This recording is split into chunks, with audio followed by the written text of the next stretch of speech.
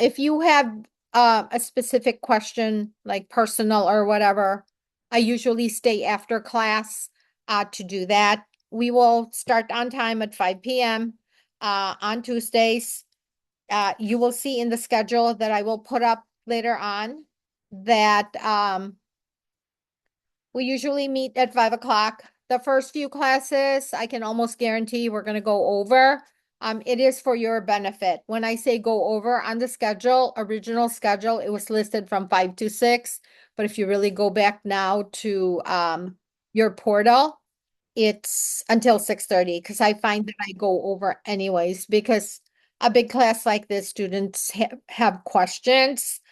Um, I mean, but it's better than having to drive to Harper and, sit to me talk over there. Okay. So number one, attendance is mandatory in this class. So I do check attendance every time we're online, and I do check attendance when we are when we are on campus in the CNA lab. Um when I have everybody there, I'm pretty good with names, not just with pronouncing them. Like I know who you are, so it's very easy for me to actually figure out, if a person is not there.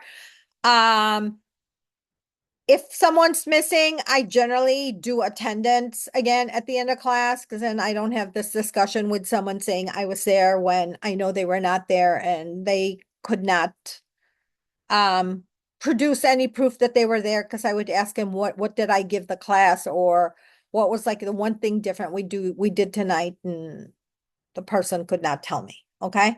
Just to let you know, attendance is mandatory. You have to be there.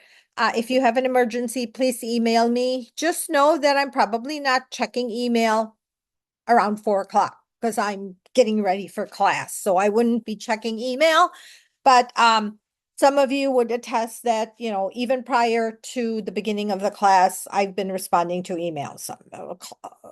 Harper officially did not start until yesterday, but we've been communicating a lot already prior to that. Um, that is my effort to make sure that it's a smoother um journey for you guys versus cramming everything all in a short amount of time. So you have to be fingerprinted in this class. You have to be CPR certified before you go to clinical because after clinical, I can't really chase you. Um, the requirement is that you have to be BLS, healthcare provider certified for you to take the test, but we generally make it a requirement for clinical too. So CNA 111 is 8 weeks. We meet on Tuesdays online from 5 till 6 or 5 till 6:30 the first few weeks.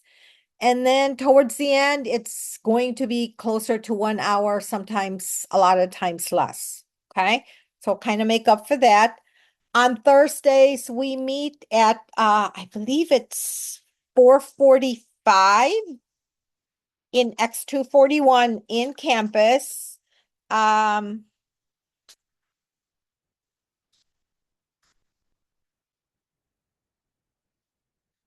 oh no, I lied. What do your schedules show? 4:30, right? Okay. Yeah.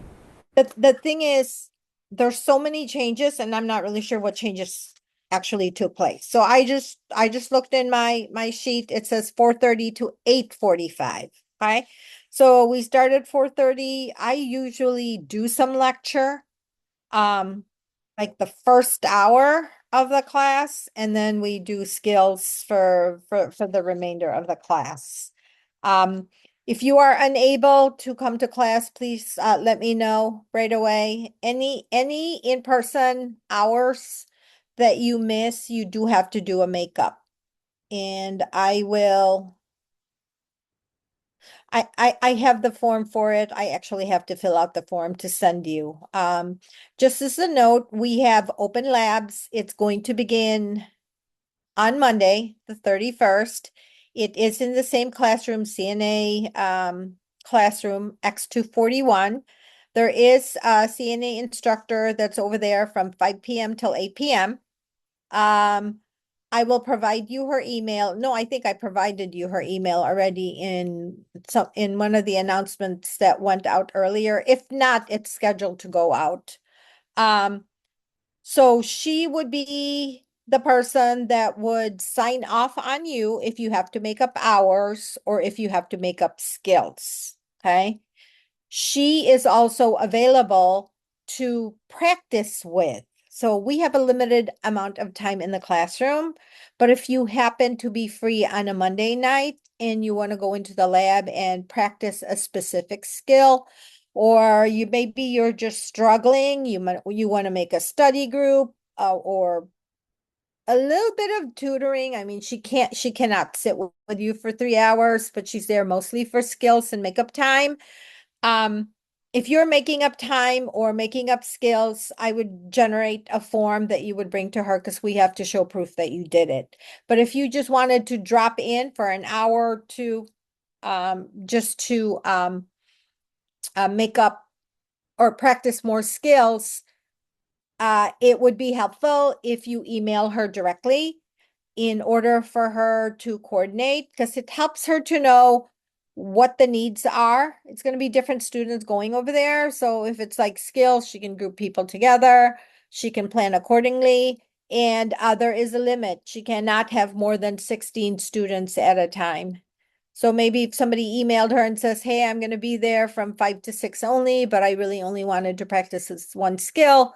Another student emails her, she might say, hey, come after 6, because technically she can only have 16 per IDPH at a time. Okay. Um, a no call, no show to the lab can be considered a drop. Um, I would strongly recommend that you read the Harper guidelines, and I will show you where to find it. So this first session that we have is really more like navigating the course.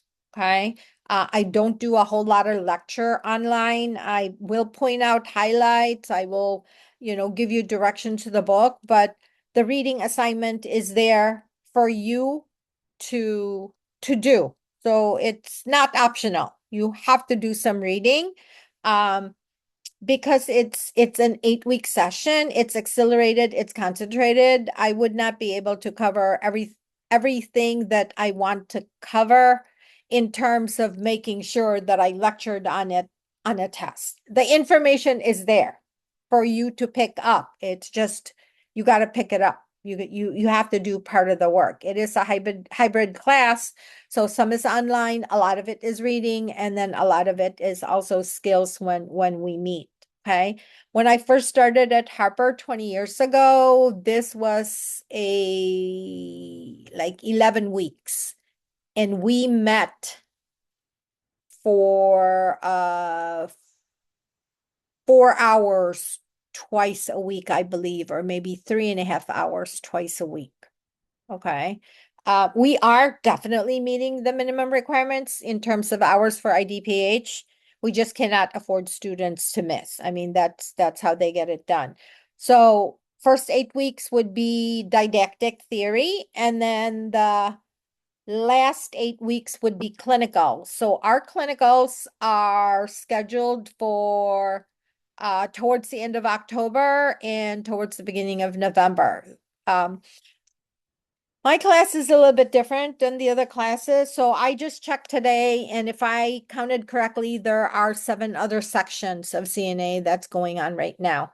Okay. But my class, when we do clinical, my class is separate. So I have 2 weekends that we do clinical. I have 3 groups that do clinical on those 2 weekends. If you're not able to make those weekends, then I will have to include you in this big pool of students. So the other 7 sections, what they do is they're assigned, all the clinicals are combined for the other sections. So it's more like whatever works for the student. If they want to do 2 days here, 1 day there, the clinical coordinator will make the assignment, but you do have a little bit more flexibility doing that. The plus side is, for me, you already know when you're going, and I have an idea where we're going to be going. So you know when, you will know where, right after the class, after the 8 weeks is done. With the other group, a lot of times they're still building locations and instructor availability that you might not know until close to it. So if you are, um, if you are not available on the weekends, let's say you had a planned vacation or a wedding or something and you couldn't do it, then I would have to make a request for you to be given dates from that big schedule. Okay, because that they have a big schedule for the 7 sections. For my section, it's separate. I find my own crew, I find my own clinical. Most of my students go to those clinical, except if they have a scheduling conflict. Okay. As much as possible, we want you done. So this semester, but the issue is if you are not able to do the clinical dates that I have set for you and I can't find you space, because remember, your spot is a lot already allotted to me. So there's not a lot of availability in the other schedule, but we try very hard. For the amount of students that had to make up over the summer, we got through everybody except for one guy, one day from my group. But that's because he didn't tell me that he couldn't make the clinical until the week of. So if I had known sooner, I might have been, able to reserve a spot for him. So just if you want to write it down, right now, our clinical dates are October 24 and 25, November 7 and November 8. This is 6:30 in the morning until 5:30 in the afternoon. You are given credit for 10 hours for that time because the state doesn't really count breaks as clinical hours. So that would be a Saturday, Sunday, a Saturday, Sunday. So kind of like chew on that. And then when I see you next week, if you have any issues, let me know. If you already are aware of issues for those dates, then we'll talk next week. Okay. Um, the CPR classes, if you need the link again, just message me or email me. If you have something that you need a response sooner, you can also email me directly because if you message me, I can't reply to I see your email, but it doesn't allow me to reply to you unless I go in Blackboard and message you back in Blackboard. So we see it as emails, but it's like an extra step for me. So sometimes I want to reply really quick, but I can't. I generally will have an answer for you in 24 hours, meaning I respond, I acknowledge your email. I might not have the answer if it's something that's above me. So I usually have to check. Okay. Um,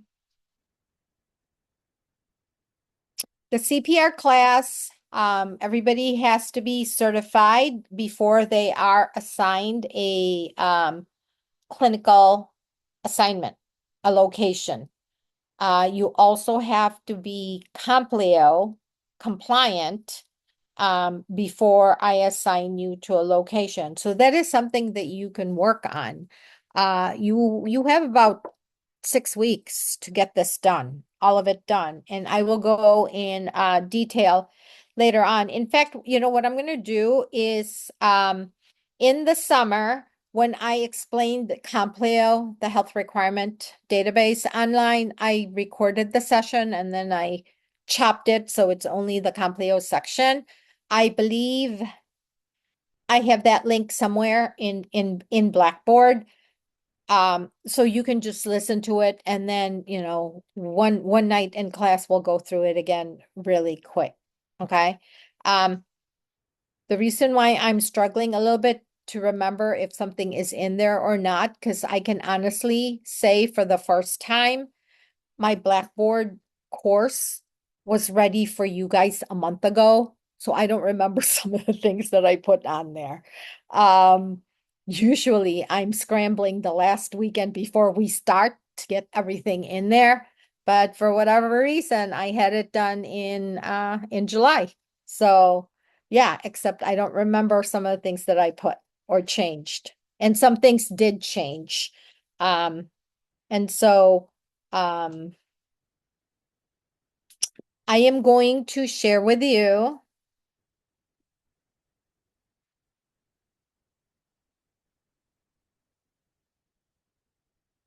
Blackboard, but I don't see it. What's your question, Minahil? Do you know the exact date the Conclio will be due? I have it written down October 15. That would be the last face-to-face that we have. So,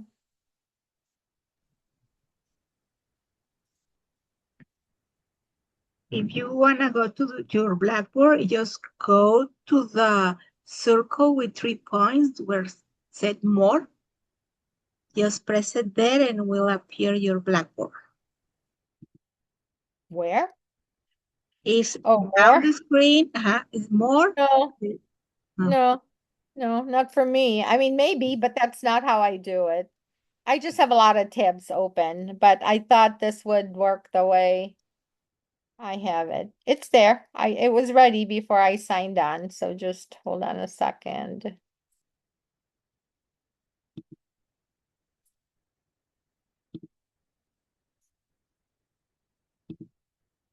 Okay. So that is why I have the iPad here, so I can see what you guys are seeing. So I'm gonna share.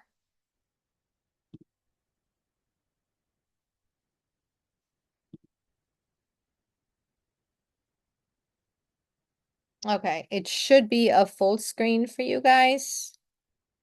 I don't know why it's not a full screen for me. Okay, so here's our Blackboard. I'm just gonna go through the information on here.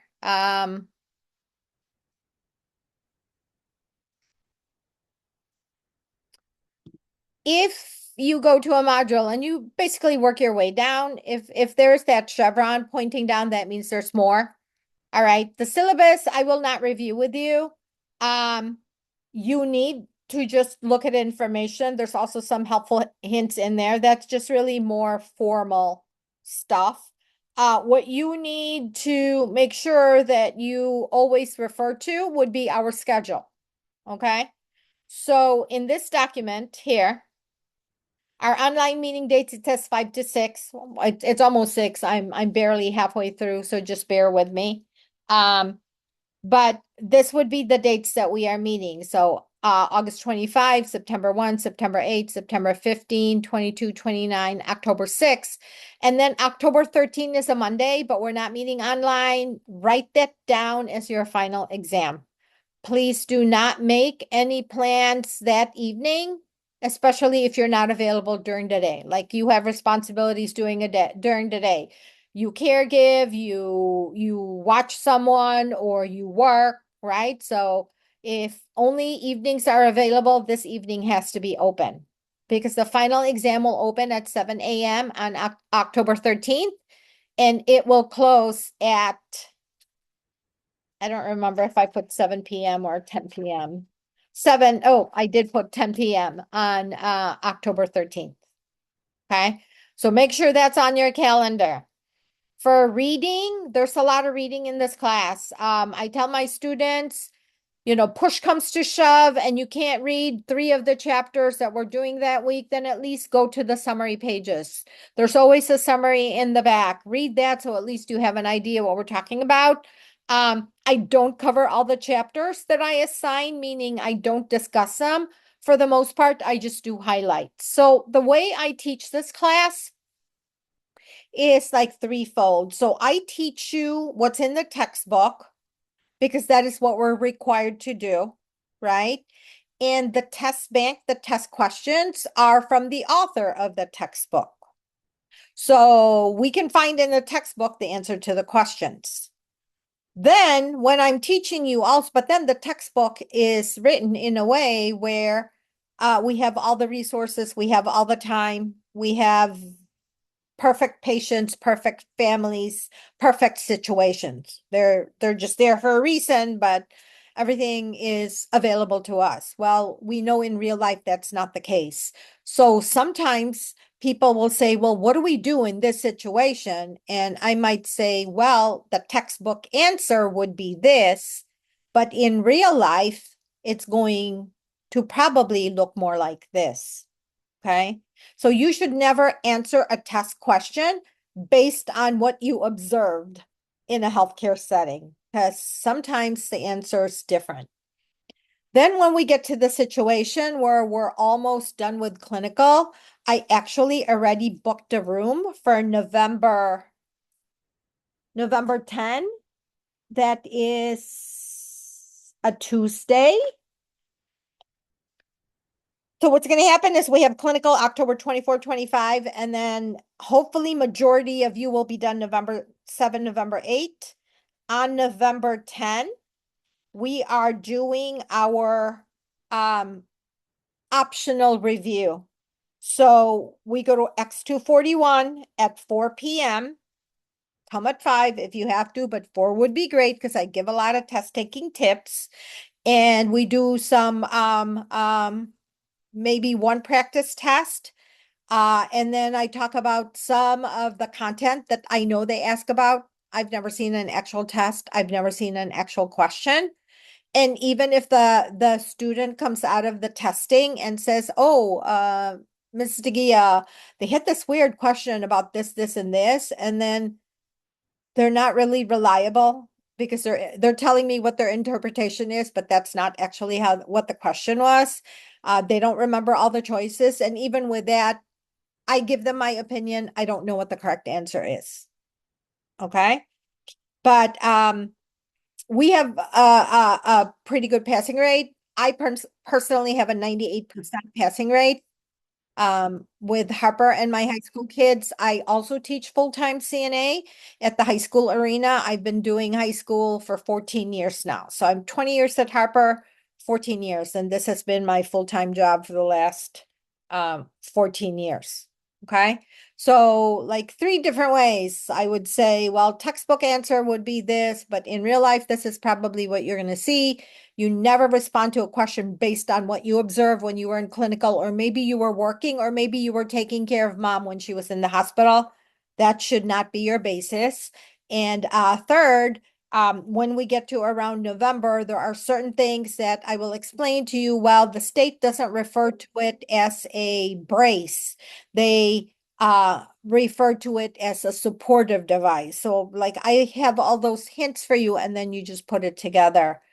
In reality, if you stick with me, if you're there all the time, you do what you're supposed to do, you're engaged in class.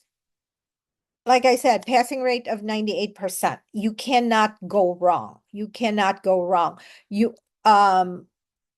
The test is 105 questions long. They give you an hour and 55 minutes to do, and you have to get 75% correct. Okay, so we'll talk about that more.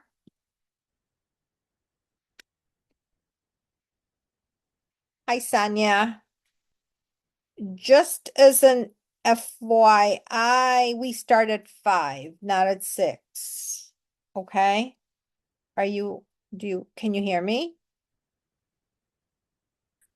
All right, maybe not. Hello, I hear you. You started at 5? We start at 5. Okay, so next time, what I have done, you can go back. So this meeting is recorded right now. We went through some attendance and some requirements. So I haven't really been talking that much, maybe 10, maybe 15 minutes. The all the meetings are recorded. And then so when we're done here, I wait a couple hours for it to convert. And then I post the link so that if, let's say, for example, you're late, you can play it and listen to it. And for people that absolutely have to leave by a certain time, because I am overtime right now, you can do that too. I would strongly recommend, though, that unless you are it's something that you really, really need to do. Just stick with me, okay? So this would be the chapters. We've got chapters 1 through 6 this week. We're only meeting today. We are not meeting on Thursday, okay? You have a test on Saturday for chapters 1 through 6. 1 through 6 does not include any manual skills. 1 through 6 is straight up reading, understanding different concepts. And, when I'm done with the schedule and showing you Blackboard, I will talk about some of the things that, you need to understand. Okay. So this would be a reading. Class, this was originally what I had planned if I was asked when most of my students should be doing their CPR class. You do what works for you, okay? Somebody asked about when Compleo is due. I do not have access to your Compleo. I do not have access to your Compleo. By the way, Rebecca, you need to go back to Blackboard and look at the comments that I put for your Compleo requirement. I think it was you. Uh, but anyways, um, but anyways,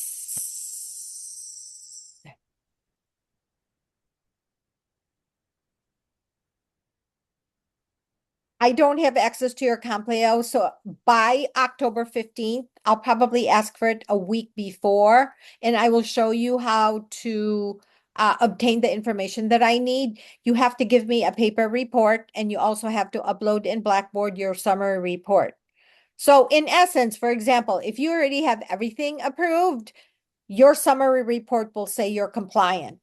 You will upload that to Blackboard 111, just for posterity, just so I have proof that you are compliant, but I also require a paper copy because after October 15th, I really don't see you anymore. I use that paper copy for notes for anybody who is still working on minor stuff.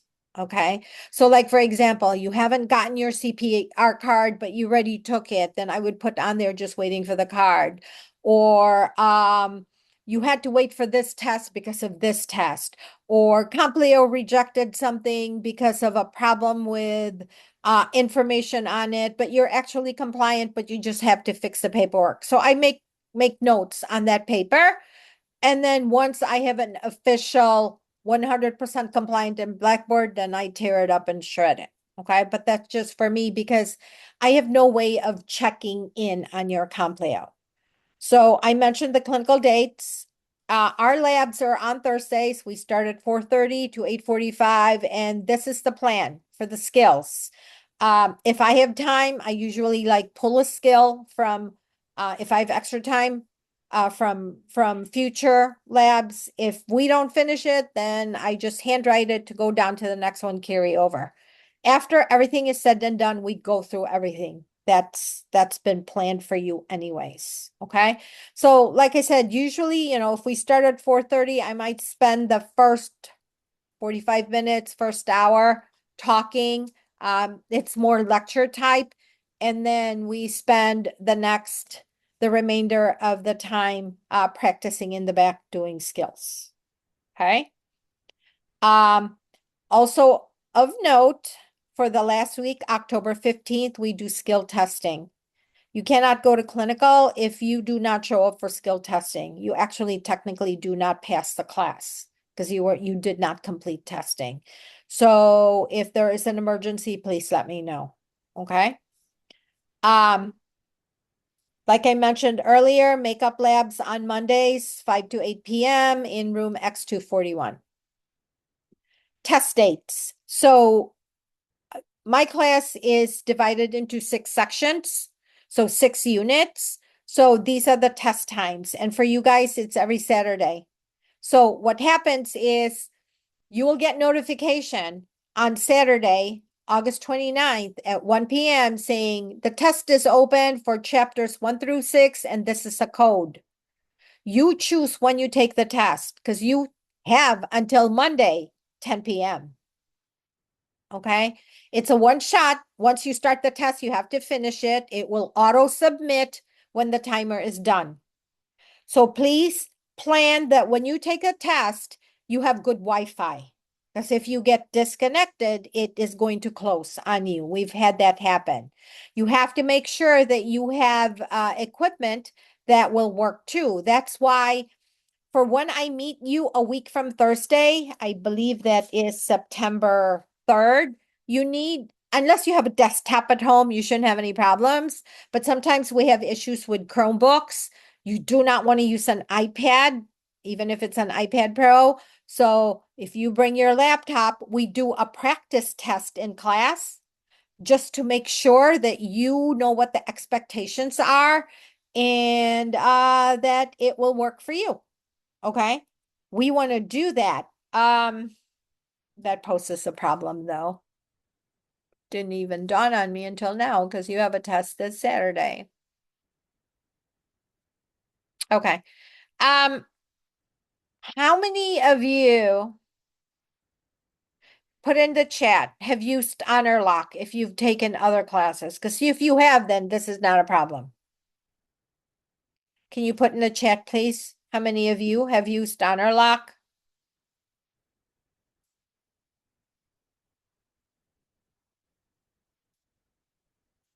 Okay, so Minna Hill, Rebecca, Michael, Colleen, Lisbeth. Okay.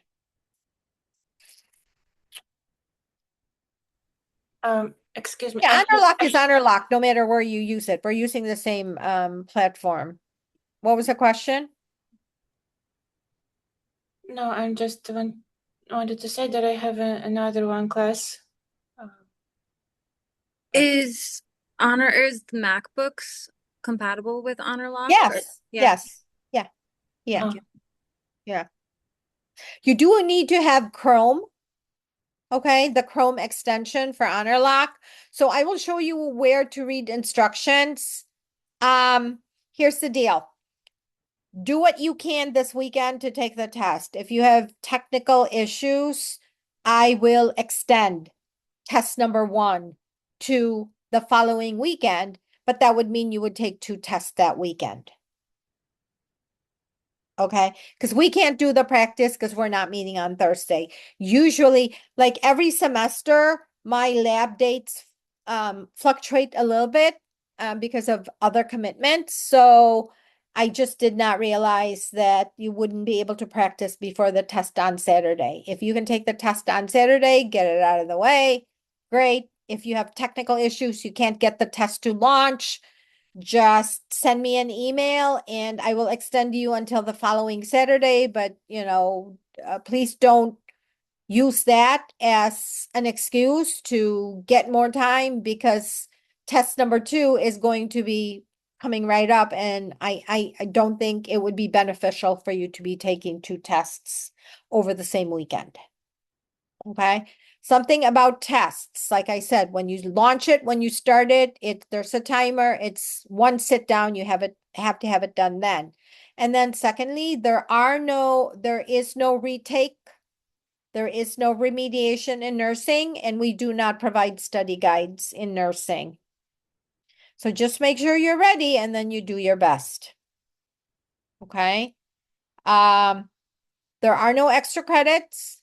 They tell us, but I don't tell them. I give you guys an extra credit project at the end because in my class, all the questions are multiple choice. So test 1, 2, 3, 4, 5, 6, they're about 50 questions each. The final exam is 100 questions, we'll just say, okay? They're all multiple choice, but that does not mean it's easy because it's multiple choice, because it's very easy to pick the wrong answer. But in some of my questions, I have select all that apply, which means there's more than one answer, but you have to get the exact combination correct to get the credit. And that is very challenging. And so I give you extra credit at the end to make up for those questions. Why do I do that? Because when you go to nursing, you have a lot of selective, all that applies, a lot. And so this is just to practice you when you take your nursing courses. but I know that,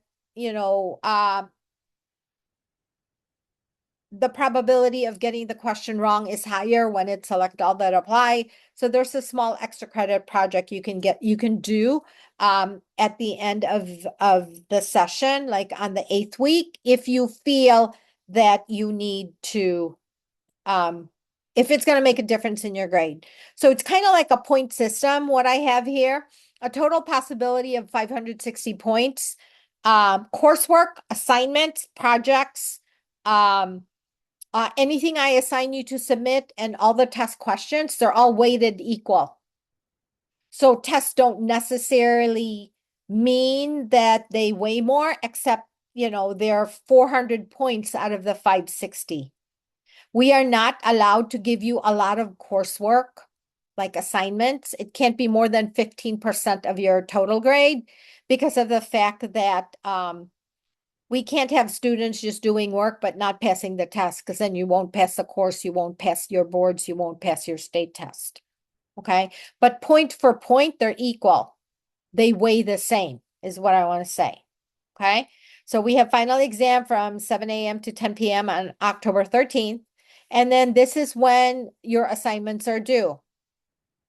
Okay, so here we are not meeting on Thursday, but you should be able to do your statement of understanding, your scavenger hunt, your Complio account.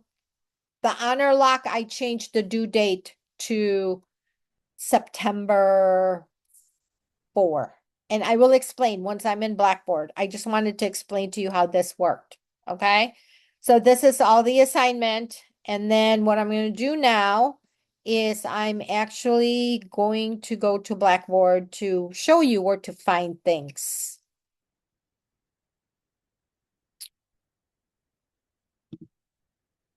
Okay. So we did that. Now we have course materials. Course materials is something that I copy over and over and over to CNA classes. I just update it when changes have to be made. So here, all of the PowerPoints for the section or for the chapters that we are doing, they're all included in this right here. So you just open it up according to the chapter. If you are using something other than the 6th edition, the chapter numbers changes. Like if you have edition 5, it will change after chapter 11. Because in chapter 5, we only have 10 and 11. In edition 5, we only have chapter 10 and 11. But in edition 6, they broke it down into 3 chapters.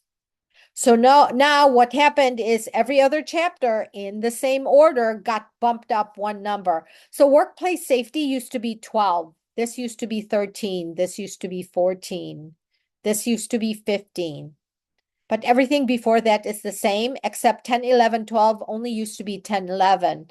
But because they grabbed 12, everything after that went up 1 chapter. So you should also be looking at the chapter titles. Okay? So you have that. And then workbook is optional in this class. If you happen to have it or something that you feel might help you with studying, the answers are provided to you right there. You just open it up and it'll give you the answers. Okay. Skills video. I'm just using the table of contents, but this you can actually see when you open the Chevron. Skills videos. I have all kinds of videos for you. So anytime you want to review something, it's there.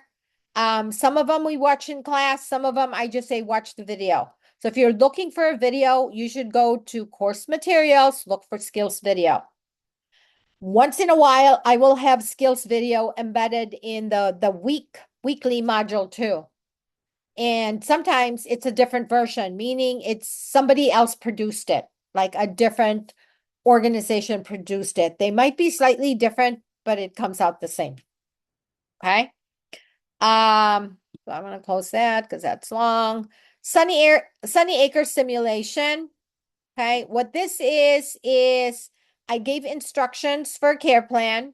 So what this is saying is embedded in the unit modules or the weekly modules, there are simulations that you are going to look at. Really, what the simulation is you have like a 10-second or 15-second interaction with a patient. And then there is a topic that you should be working on. So given the history of the patient, which is provided to you, given your interaction with the patient, and then given what you learned in class, you are going to come up with a care plan. What is my 3-column care plan? First column is identify at least 2 issues pertaining to, if we were doing communication, pertaining to communicating. One way, both ways, vice versa. So you would have at least 2, if you can come up with more, even better, specific issues. Then you would have the goals for your patient, at least 2 specific measurable goals. Then after that, you would have at least 2 specific intervention. Like you're not going to say, I'm going to do something to make the patient make sure they understand me. What are you going to do to make that person understand you if your topic is communication? So there's a total of 5 of those. And there's even so this is like the step by step instruction. And then here's an example. You can do it a different way too if you want. You just come up with the same thing. Okay. But the easiest way to do it is to just do the 3 columns. Okay. So there's communication, there's infection control, there's safety, there's mobility, there's nutrition. It's going to take time. And so the due date for this is really not until September 21. So you kind of like chug along. You don't submit the care plan until you've done all 5. And the 5 topics are communication, infection control. So I believe communication might be embedded in week 1, infection control and safety would be embedded in week 2, and then mobility might be in week 3, and then nutrition might be in week 4 or 5. I'm not sure. But right now we have a deadline of September 21. I am very flexible. If I like miscalculated something, I always give you guys an extra week. I do accept late work within reason. There is late credit. I do not accept partial work. A partial work is an automatic D or F. Okay. You have to complete the project if you're going to submit and want credit for it. All you got to do is really do exactly as I ask and submit it on time. Okay. So quick question. Yeah. So for the stimulation, you said there's 5. So then that means that each stimulation due per week? No, you got to finish all 5 before you 5 submit. until you Yeah. submit. And that would be the care plan in total, Yes. right? Okay. Yeah, you would submit a care plan. So what it is the link is embedded in the module. You click on the link and I'll show you one because there's a couple steps you have to do. Then you have an interaction with the patient, and then you have an interaction with the patient, and then you, based on that, okay, this guy has this condition, maybe he suffered a stroke, maybe he has confusion, maybe she has diabetes, whatever, or heart failure sometimes. So you would pick one patient, and then if your topic is communication, what are issues pertaining to communication? Like me communicating to the patient or the patient communicating to me. Either way, you pick 2. Then you set 2 goals that will help the communication process. Then you identify at least 2, These are minimums, at least 2 interventions that will facilitate communication between you and the patient. Okay? Okay. Then this one you can do on the side. So like I talked to people when they came, all you have to do is go into alzheimer.org right here, and you would create an account, and these are the steps to get to the classes, and you will select these 3: communicating effectively, responding to dementia-related behavior, supporting independence. These things can be done anytime. You don't even have to finish the one course in one sitting. Like you can pause it. It comes back when you come back. When you're done, you will go to the transcript section. I should have steps somewhere here, if not in like another weekly module. And this is basically what I'm looking for. Does it show it? Yeah. So there's a couple of you that have already submitted it. I did this in May over the summer, and it will show that I completed the course. Make sure when you submit it, I can see your name and I can see all the courses and I can see a date. I mean, this is a PDF. So when you submit this, then you will have also um, um, fulfilled part of the Alzheimer requirement that I have in the class. Okay.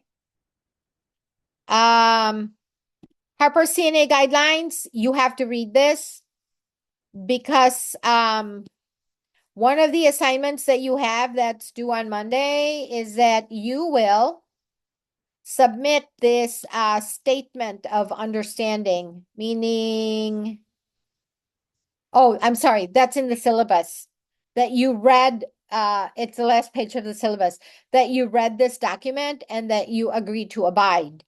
And then also in Compleo, there's a digital version of this in Compleo that you will also sign saying you read the guidelines and you will abide. If you have a specific question, you can ask me in class. Okay? So those signatures are sort of like the contract that we have, that these are the guidelines, this is what you have to follow. You cannot say in the class if you don't submit it, because then you're just doing whatever you want. Okay. 21 performance skills. This is not a required document, but this is something that the state provided us with. These are the 21 skills we practice in class. Most of them we practice in class. Some of them we're not able to do in class, so we just talk about it, but then you are observed by your clinical instructor in the clinical setting. And then even when we do the skill test, we don't test everything here. So I pretty much, teach you things, practice in class. The ones that are low stake, once I've seen you do it, you've done it, I'm done with it. But the ones that are high stakes, we test you on it and then we observe you again in clinical. What would I consider high stakes? Transferring a patient, doing personal hygiene, being able to give a shower, being able to make a bed, being able to communicate to the I'm not communicate, sorry, feed the patients, and being able to do vital signs manually. That's what I tell my instructors to look for when they're watching you. Some of them we test in class, some of them we just practice. There's a few of them I just say, watch the video and we can talk about it. Because we're not going to bathe each other in class, obviously. Okay. There's supplemental videos associated with those skills. The supplemental videos here, this is the one provided by the state. This one is a link to YouTube videos, which is created like by an organization. They're like a CNA organization. So they have videos for all the skills. So you can also look that. Here you will see I have chapters 1 through 6. If for some unforeseen reason you don't have your textbook yet, this is actually a PDF of an older version. I don't have a PDF of the new version. So chapter 1 through 6 is there. You read this, you'll be fine for the test. Okay. Here's the HonorLock student guide. We use HonorLock to proctor. So it's AI that's proctoring you. I also want to let you know that this is just between you guys and me, even if it's recorded, because nobody really watches my recording, but my students. For test 1, 2, 3, 4, 5, 6, I have put in the parameters for the testing. You are allowed 1 sheet of paper for notes. Because when you are doing your reading, you can be writing your notes. And you can use that to reference on the exam. Test 1, 2, 3, 4, 5, 6. But not the final exam. All of the CNA students in the same program get the final exam. I do not have control over that. But I am a strong believer that if somebody's actually doing studying and they're writing it down, that they should be allowed to use those notes because you did the work. So you can benefit from it.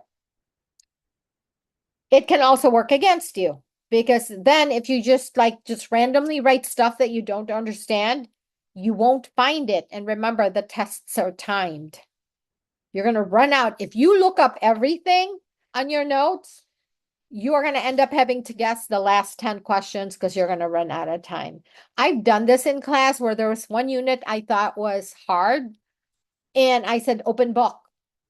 Students did not do any better. If anything, they did worse. Okay. So what I would say is for notes, just write what you do not know or what you have a hard time remembering. Do not write every single thing that you read about, because if you already know it, why is it in your notes? And plus, if you already know it, why are you looking it up? So if students have a tendency to answer a question and then look at their notes, or read the question and then look for it in their notes. So that means you probably were not prepared.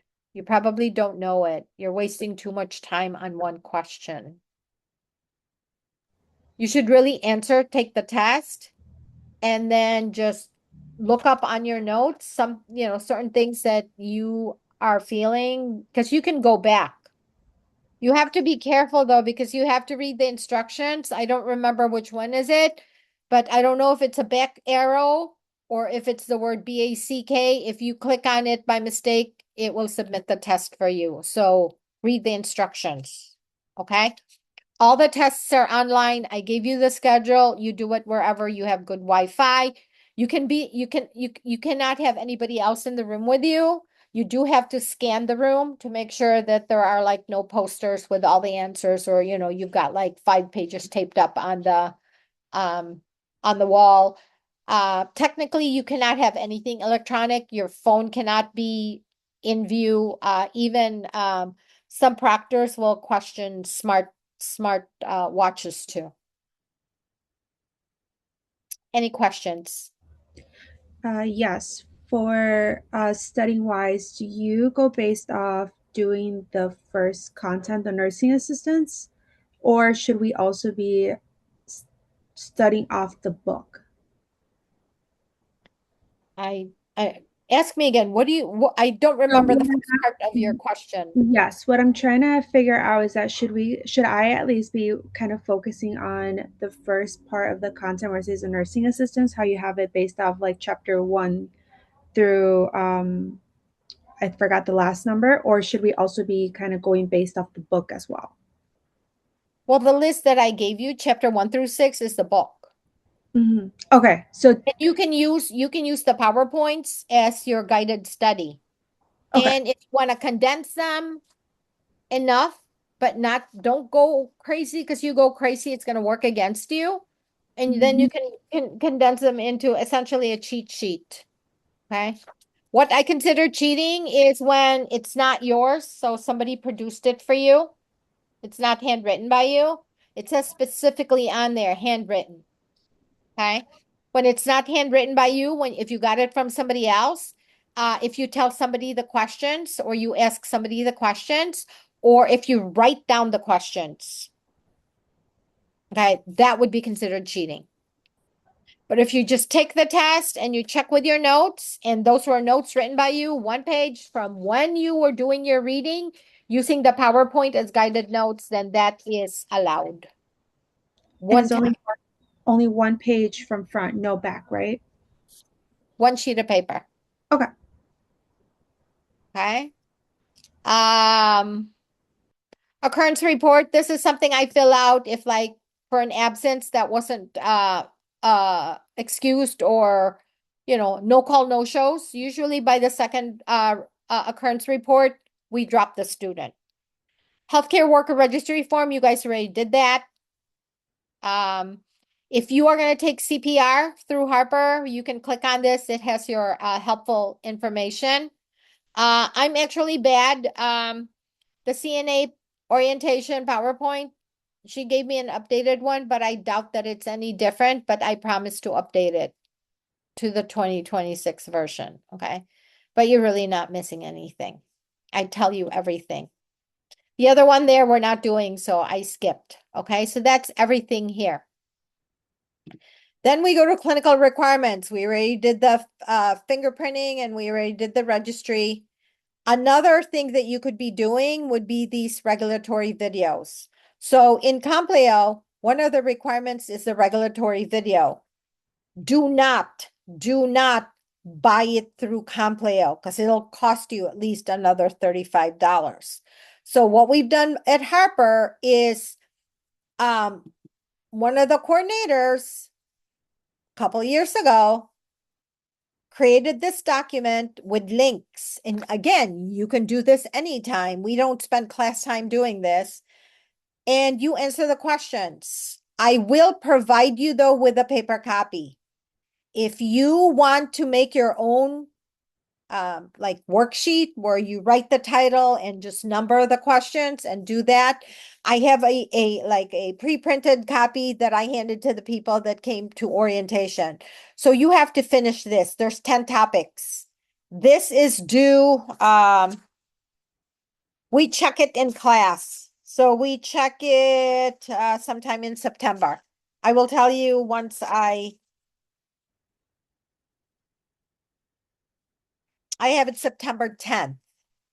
So what you're going to do is you're going to watch the video, you make your own answer sheet, or you wait until I see you September 3rd and you can handwrite on it on September 10th. You're going to come with your answer sheet. We will correct it in class. Okay. After we correct it in class, you will turn it in to me. And then I will in turn the following week give you a piece of paper that you can upload to Compleo to meet that requirement. There's also something you will take a picture of and upload in Blackboard because I give you some points for the work that you did. Okay. You have to pass this test at least 80% for it to count. This one, if you've never had a physical in a while or you don't even have a primary care physician, it's a good idea to have them fill out this form for you for the physical examination requirement. Okay. I have a link here for Endeavor. Endeavor is familiar with Harper students. They're on campus in Building M. You should call and make appointments, or you should call and check to see if they're open. You should call if you could, if there's a service that you have a question on, or if you want to come in, if it's a walk-in or if it's an appointment and how much it's going to cost. Sometimes doing it through Endeavor is faster and cheaper. Sometimes, depending on what type of insurance you have. So I just put the link here so that you can be in touch with them. Okay.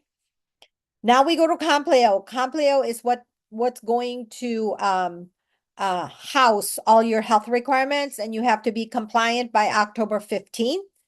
In theory, like should have a piece of paper that says you're compliant, and you should upload to Blackboard that same report. So we have a permanent record of it. So once you're already in Compleo, there's actually a button that you click called Compleo Requirement Explanation. So it gives you the explanation on what type of information they're looking for and how to attach it. For Compleo, in general, anything that you attach has to have your full name, has to have your date of birth, has to have the date of the service provided. And then obviously, they'll say whether it's a flu vaccine or whether it's a test result, has to have the provider signature, and either has to be on provider letterhead paperwork. If not, if it's like a generic form, like I showed you with the student health record, or some of you, maybe even if you're younger, it has to be stamped. Okay. It can't just be purely handwritten. Sometimes we have trouble with medical records too, because not all medical records have that information on the page that you have the results. So it's good to do screenshots, print them, and then PDF them, use a scanning app to make them one document.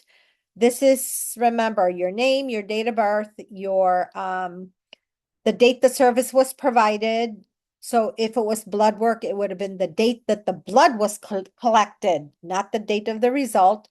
The provider name and the provider stamp, because they will reject it for those. You also have to be careful with names with Compleo. When you create your Compleo account, your Compleo name should be the legal name on your driver's license, okay? But the problem is you might have a document that doesn't match it. So when you create your Compleo account, if you haven't done it, or if you have, if there's a way you can go back to your profile, there's a little box that says alias, I think, or also known as, put the other version of your name because they reject stuff that doesn't have your name. Matching, like they're not matching. I've had people have to go back to doctors and have the doctors redo the document with the correct name, the name that matches Compleo. Okay. Here, see this little camera here? This is me showing you Compleo and explaining what type of documents are what requirements. Okay. Give that a shot first. And then maybe in one of our labs when we have extra time, I will also do it in class if you still can't figure it out. Okay. This one is a Compleo summary report. This is what that's the explanation. Oh, yeah. So you would download a PDF of your Compleo summary report. So I actually have the explanation in two places. To explain what the requirements are. And in class, when I do a little bit of Compleo, I'll show you how you produce the summary report that I need to see. Okay. Any questions so far? Even if you put it in the chat, because I don't have the chat open. Okay. So we are in week 1. This is usually what I do on the calls. I do week 1. We open up the plan of study, all PowerPoint notes, chapters 1 through 6 in course materials. Our first lab is on September 3. It's not this Thursday. Okay. And this is the plan. Your test will open on August 29. It's chapters 1 through 6. If you have technical issues, I will give you another week to finish it. Okay. You should create a Compleo account, a CNA Compleo account, 1 year, and then sign the statement of understanding, which is the last page of your syllabus. The scavenger hunt, I provided you with the document, but if you can't download the document, you can just make the document yourself, even if you handwrite the stuff. The honor lock practice we're going to do on September 3. Okay, to make sure. I'm not even sure if it's worth doing then, but it could be an extra point for you. Okay. The regulatory video training, I explained that to you. You go to course materials, you open the PDF, you have the links to YouTube, you answer the questions. We will correct it in class September 10th.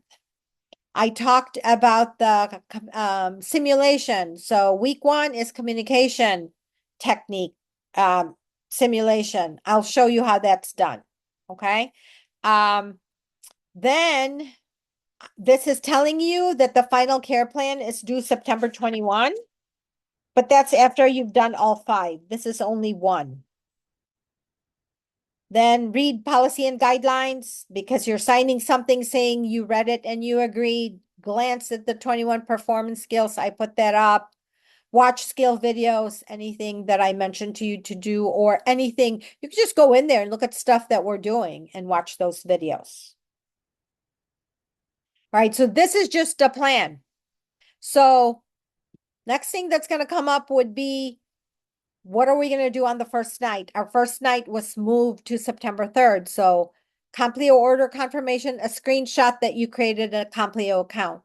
The statement of understanding, the last page of the syllabus. The syllabus scavenger hunt, there's a document there, just answer those questions. Here, when we go to Sunny Acres, this is how you access the simulation, okay? So here we're looking at communication technique. I'm going to open that. Right? And I tried to shortcut it for you guys, but it doesn't work. you're going to go to the link of the textbook where I got this from, right? You can answer the questions if you want, but really all I need you is to get down there to the nursing home. So then you open the nursing home. It'll give you objectives, you proceed. Now the nurse will talk to Please you. provide morning cares for the residents in rooms 101 through 106. Alejandro Hernandez in room 101 has heart failure and will need his TED hose applied before he gets out of bed. He is very hard of hearing. Chen Shulin in room 102 has COPD and should have her nasal cannula in place at all times. Carolyn Smith in room 103 has moderate to severe dementia and tends to become agitated at bath time. It helps to use validation therapy as described in her plan of care. Dakota Thunderhawk had a stroke with left-sided residuals, so he is weak on his left side. It takes him time to process his thoughts and speak. Don Myers requires total cares and a mechanical lift to transfer him out of bed. He is nonverbal, but there should be a communication board in his room. Marianne Johnson has diabetes with a left below the knee amputation and a prosthesis that should be applied before she goes to the dining room for breakfast. Okay, so here what's going to happen is you pick a patient and you go to proceed, right? And you click on this, you pick your patient, whether it's Alejandro, Chen, Carolyn, you pick a patient and you get their information, right? Then after that, you will proceed. Then you will visit the person. So if we wanted to visit, let's say we wanted to visit room 102. The nursing assistant enters room 102 and notices that Chen appears frustrated and has removed her oxygen nasal cannula. Chen says, I hate this thing. It hurt my nose. Why I have to wear it all the time? Okay. So remember, the topic is communication. You come up with two issues, two challenges for that patient regarding communication. I picked up a random patient. Okay, could be anybody of the six. You define two goals and then two interventions. Specific. Your interventions have to be specific. Now, I know with communication is hard, like in that situation. You can generalize it a little bit because it might not be even addressed in that situation, but don't be too general. You have to have specific interventions. So your goals might be not as specific, but your interventions must be specific. So the 5 simulations are sprinkled through the different weeks, right? Stick with the same patient. Easier. You already know the patient. And it'll be a different situation each time. Any questions there?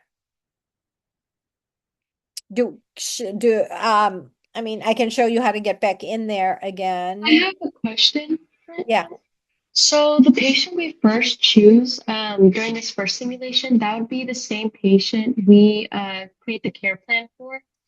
It's easier. You don't have to, but it's easier. Why would you want to jump around? If you want to play with all of them, you do have the option of using a different patient each time. But if you use a different patient each time, you have to give me like an introduction of the patient. I don't necessarily remember what their condition is. Because if you look at that Cardex, it already tells you these are their communication issues. These are mobility issues. This is what they need to get up. Make sure they're eating, do this. You're going to get a lot from the Cardex too. Okay. Then I have a bunch of supplemental. When it's supplemental, it's good information, but you're not required to do it because it's not part of the test. Oh, what did I say? Alexa, stop. There's a video about delegation. Most of these videos are 4 or 5 minute longs. Even the skills. There's delegation, there's empathy, there's a short, it's like a poem, but it's very inspirational. Links, some of them videos, some of them articles, right? And then here you see the test. I think you see it, but you cannot open it until it's time. So this will open on Saturday, 1 p.m. If you are having technical issues with HonorLock, email me. I'm not going to do anything, but then I will fix it so that you can. I'm not going to do anything when you email me. I will just compile all the names and then we'll have a plan. Okay. But more than likely, you will have the same amount of time, same amount of time, but the following weekend. But please remember, test number 2 is already scheduled for that weekend. And then there's a couple of videos here that you can watch too. Okay. So that's basically week 1. The class is structured. So we did the things to do. We did Sunny Acre. We did the test right there. These are the 2 videos. The class is structured pretty much the same every week. Different topic, but like different same deadlines, same format. One last thing I wanted to say is there is a we also do discussion boards, and when we do discussion boards, you're supposed to post something by a certain date, and you are supposed to respond. Here you respond to at least one person. And when you respond to a person in the discussion board, you can say, I agree with you, and not justify why you agree. And you also have to address the person so I know who you're talking to, because when I'm looking at it, sometimes I can't figure out who you're responding to. Just because the way they do the thread. Okay. So if you open this one, it says answer the questions. And I think the due date was Monday for this. It'll take you 10-15 minutes to respond. And then by the following week, you should reply to somebody else too. Just make sure that you are addressing the person by name so we can see, who's doing what. Everybody has their own opinion. We just need to respect each other. Okay. Quick question for that one. Do we have to be doing for each like compassionate, culture respectfully, religion, races, or do we just choose one and just choose one? Okay. Just choose one. Most people are able to do this like in 1 or 2 paragraphs. And then the reply is usually like 1 paragraph. Okay. It's not like you have to do 500 words. And then just to give you a preview of week 2, same thing. There's a plan of study. There's a video I'm going to ask you to watch, right? So when I see you on Tuesday, I'm going to tell you guys, you got to watch this video. There's supplemental information. There's another assignment that will be due September 7th. Look, here's the next 2 simulation in week 2, and then the test again. And then additional videos for the skills that we are focusing on that week. Then you go to week 3, same thing again. Same format. The entire class is open to you already. If you're having trouble, difficulty, please talk to me. I am not, I am very easy to work with. I am not averse to extending if the situation warrants it. Okay, so don't be afraid to approach me.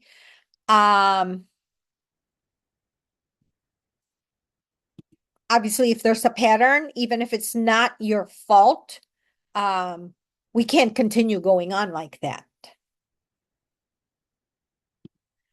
I am going to look at the chat just to make sure.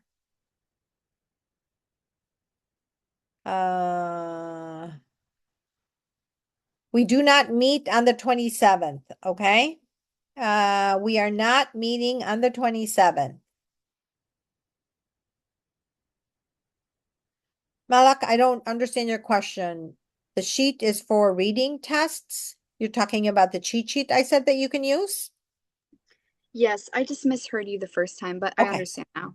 Okay. Sorry, just to confirm, we are not coming this Thursday? Yes, if you look on the schedule. So you guys should be looking at the schedule I gave you because that is going to tell you every time we go online, the chapters you need to work on that week, when we meet in lab and the planned skills, when the tests are going to open up and what chapters. They include, I need to caution you when you're looking at the test schedule.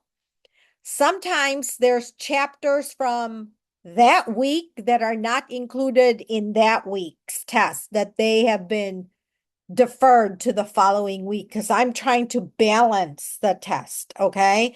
There's a couple times where I think it's like test number 3, 1 and 2 is okay, but like in test number 3, we covered chapter 21 in week 3, but chapter 21 is included in week 4. And then same thing in week 4, I believe, covered chapter 20 among other things, but it's not included until week 5. So you should be paying attention to those too. And then after that, it gives you all the work that you're supposed to do and when they are due. I have a long question about practice test using HonorLock. I tried to complete it, but it asking me the an access code. Why don't I do that now and give you guys the code? That way, you can practice. And if it's like if it's a like hardware, software, technical issue, you can call HonorLock or you can call the help desk to do it. So yeah, when somebody had messaged me about the code before, I said we're going to do it in class, but I forgot we're not meeting this Thursday. It's not till next Thursday, and you have a test this Saturday. So the HonorLock code, and I will type it in the chat, is, let me grab something else. It's not here.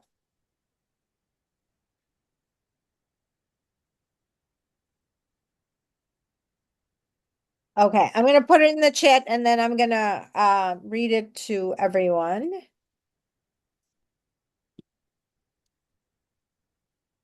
Oh, that's an actual test.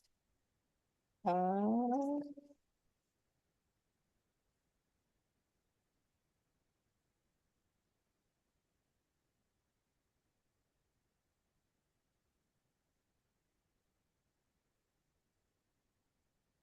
okay.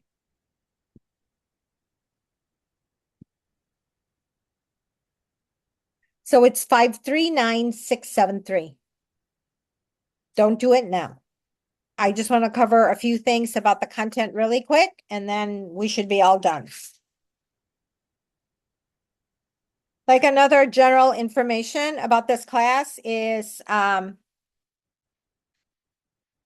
did everybody see the code or do you want me to say it again? 539673. So for this class, total possible points, 560. To get an A, you have to earn 515 points. That's 92%. That's the nursing grading scale. To get a B, you have to earn at least 470 points. That's 84% based on the nursing scale. To pass the class, you have at least 420 points. That's almost 76% to pass the class. Okay.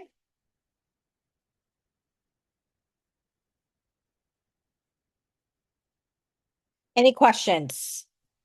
Yeah, I have a question. It's about the for the first day of the lab.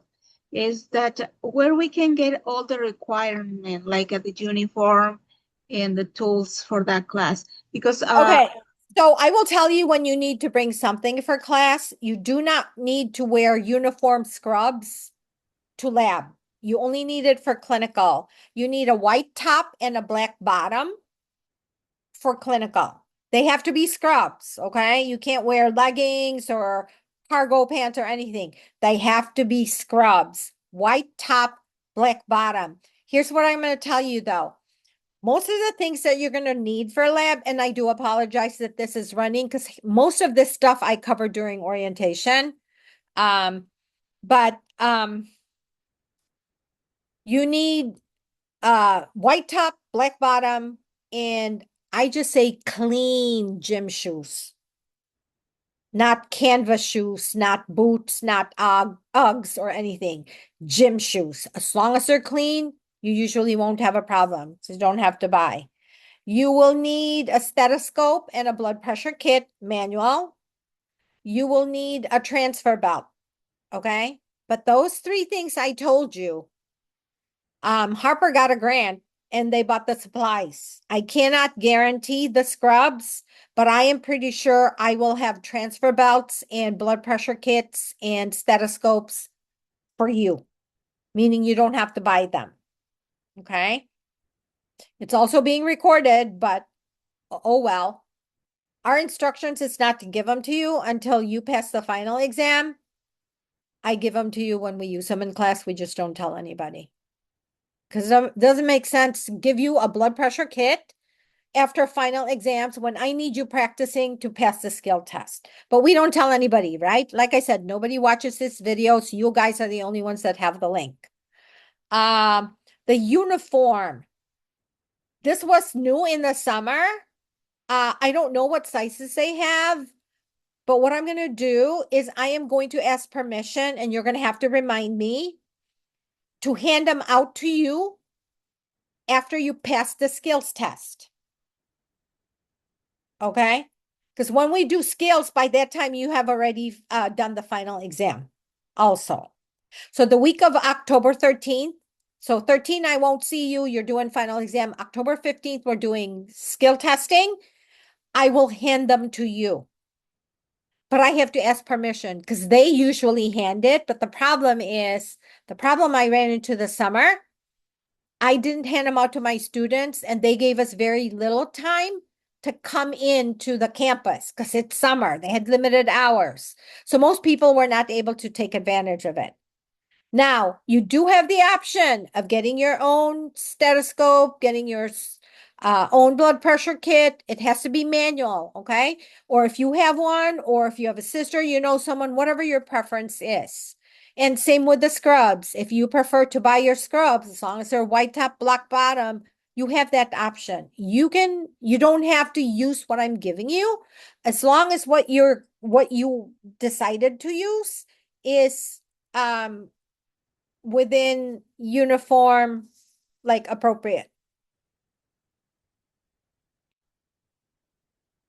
Okay. So I did have a question. Tia said you're gonna have to stay because that is kind of what I went through. Everything that should be completed today. If there was a confusion about the start time at 6 o'clock, you guys probably only missed like 10, 15 minutes, right, guys? We took a long time getting started. So maybe at 5:45, I don't know what time I started recording. That's very little of what you really have to have done this week. Everything else I went through. So you know, if you need to rewatch the video, rewatch the video.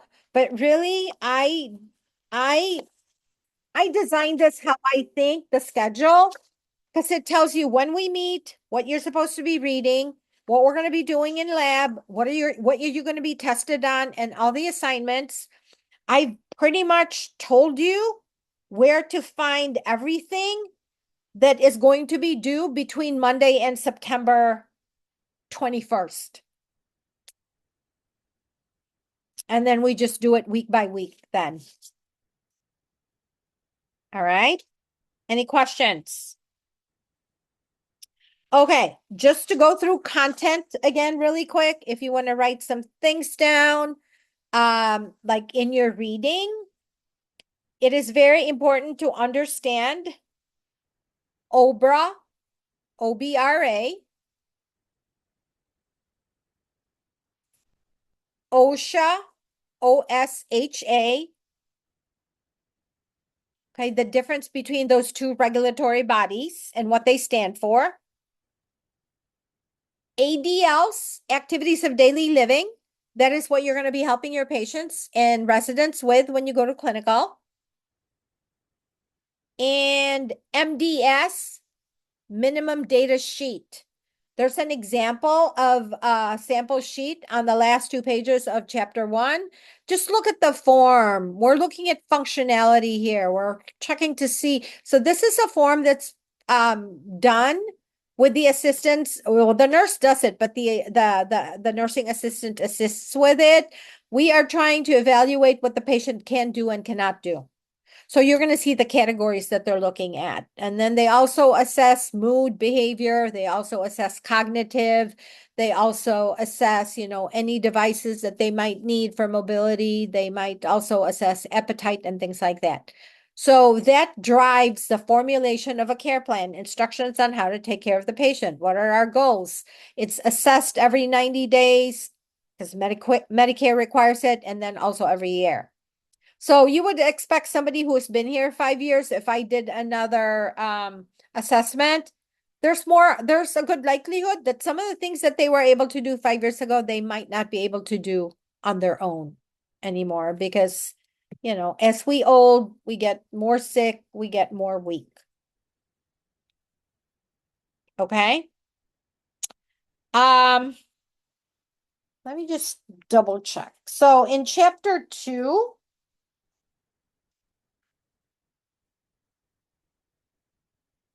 it talks to you why we do what we do in CNA, some of the OBRA requirements. You should read about delegation in chapter 22, and that goes to 23, so 22 to 23. And then in page 23, they talk about scope of practice. So delegation would be the nurse delegating assignments to you that are also within your scope of practice. That's just making sure that, you are the right person to do the job, meaning you have been trained on it. So it's the right task, that it's ethical for you to do that work, that the circumstances are right, that the timing is right, that the directions are clear. That is what delegation is. But scope of practice is what CNAs are legally allowed to do. So if I say, hey, Virginia, can you run to the elevator? A patient's going to PT now, but they ask for this Tylenol. Well, we know Tylenol is over the counter, but Virginia, as a CNA, is not legal to hand medication to a patient or get instructions from a doctor. Okay. Chapter 3 is just talking about nice characteristics for CNAs. And also it talks about professionalism. Professionalism, you think of professionals, people with licenses, people that have advanced degree. But what professionalism boils down to is people's attitude towards work. Have you ever encountered somebody who doesn't like what they're doing? Are they professional in the interaction? They're not. Doesn't matter how, how massive their certificates or degrees are. Okay. Chapter 4, understand patient and residents right. So sometimes when you are given a scenario, a lot of us have common sense. We have some knowledge of what needs to happen, but you always have to be answering your questions wearing a CNA hat. So somebody who has a do not resuscitate order, you cannot do CPR because you're sure that if you did CPR, the patient will be resuscitated or revived. No, because you have to respect their rights. So they list patients' rights in chapter 4. They have a lot of terminology, but the most important that you need to know is the difference between negligence and malpractice, the different types of abuses.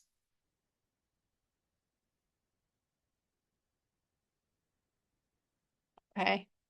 And then chapter 5 is recording and reporting, communication, effective communication. Reporting is, let's say I tell Amelia, okay, Amelia, watch out for patient 1. She gets out of bed all the time. Patient 2 has not gone to the bathroom. Patient 3 has not eaten, refuses breakfast and lunch. Make sure they eat dinner. That would be reporting. Or I might report to the nurse and say, hey, nurse, their vital sign, the blood pressure is 180 over 100. That's high. That would be reporting. Recording is when I document in the chart. There's subjective and objective also. So you are the eyes and the ears of the nurse. Subjective is what you observe the patient say, what you hear, what you smell, what you touch, and what you taste. Objective is you can measure it like a vital sign, or oh, I'm so sorry. I did that backwards. Objective is a vital sign and what you can sense, what you can see, what you can hear, what you can feel, what you can smell, what you can taste. Subjective is what they tell you. Like I would not know that Michael is dizzy, for example, unless he tells me. I do not know that Rebecca has a stomach ache or a headache unless she tells me. So that would be subjective, what they tell you, symptoms. Objective are signs. You can see, you can measure.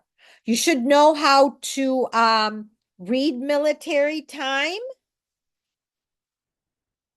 And let's see, what else?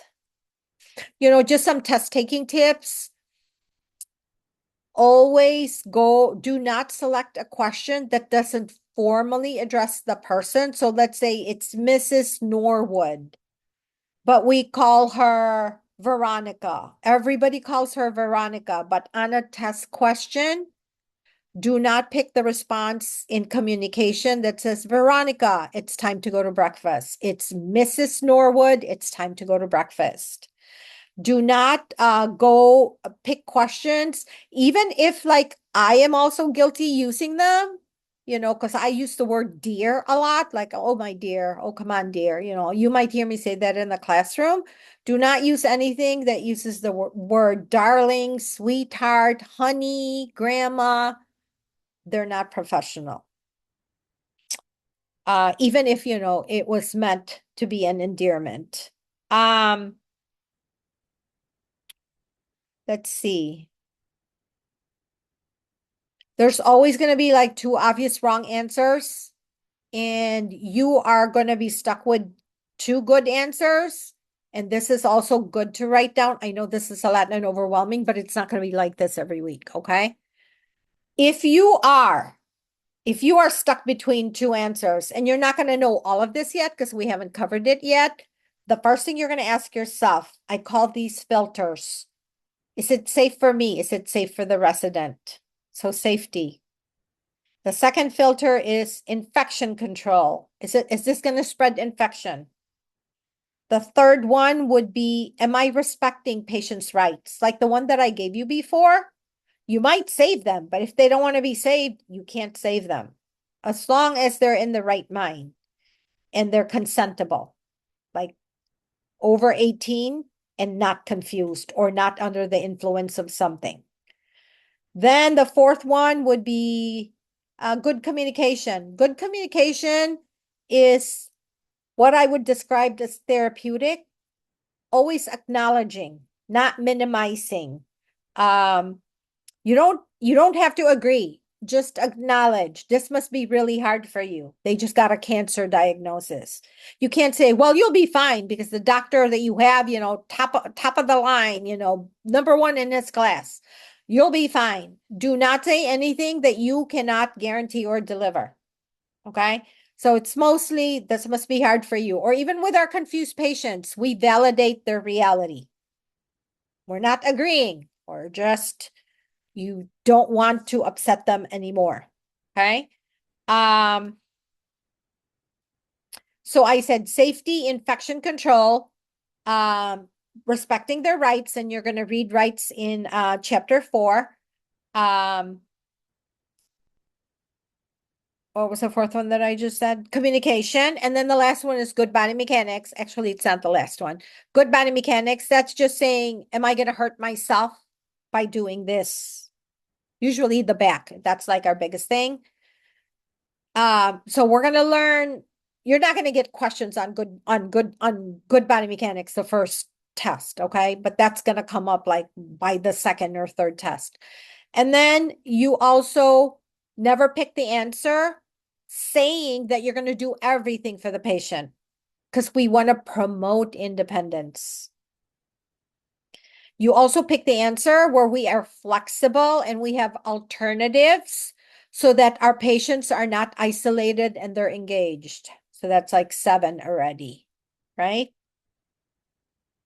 Yeah. And then I would say probably the last one that I can think of right now, whatever we're treating our patients with dignity and respect. There might be a couple of miscellaneous ones I'll come up with along the lines, but those are my top 8. Okay.